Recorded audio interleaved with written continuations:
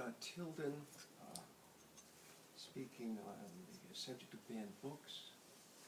The book that I've selected is not on the list, but it was banned before any of the books that were mentioned this evening.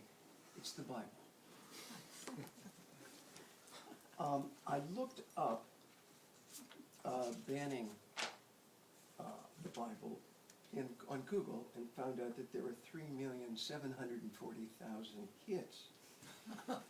And the first objection that I was able to find was in 1199, in which Pope Innocent III stated, "To be reproved are those who translate into French," I don't know, maybe it had to do something with French, "the Gospels, the letter of Paul, the Psalter. They are moved by a certain love of Scripture in order to explain them clandestinely and to preach them to one another. The mysteries of the faith are not to be explained rashly to anyone." Moving ahead, 2007, a federal appeals court Tuesday upheld a lower court ruling that prohibited the distribution of Bibles to grade school students in southern Missouri school districts. 2008, Israel's education minister has decided to ban versions of the Bible in modern Hebrew. A government official has said the idea of translating the Bible into simple contemporary language is scandalous.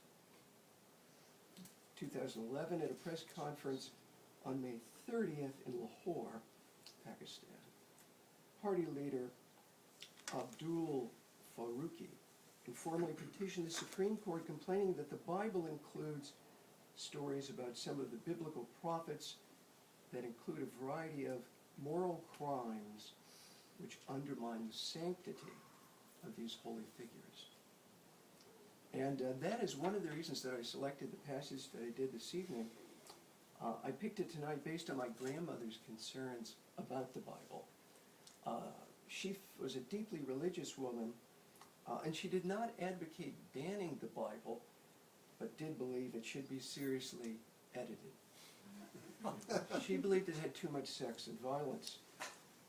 So let me read a selection from the Song of Solomon to show you the basis for her concerns and also for its fame as an uneclipsed example of spiritual and earthly poetry.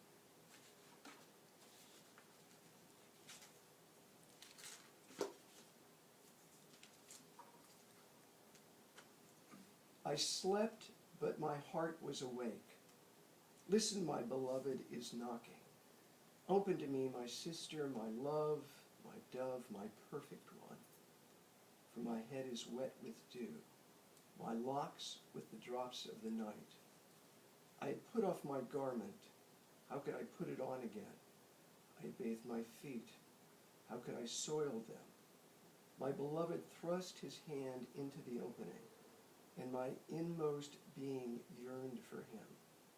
I rose to open to my beloved, and my hands dripped with myrrh, my fingers with liquid myrrh, upon the handles of the bolt. I opened to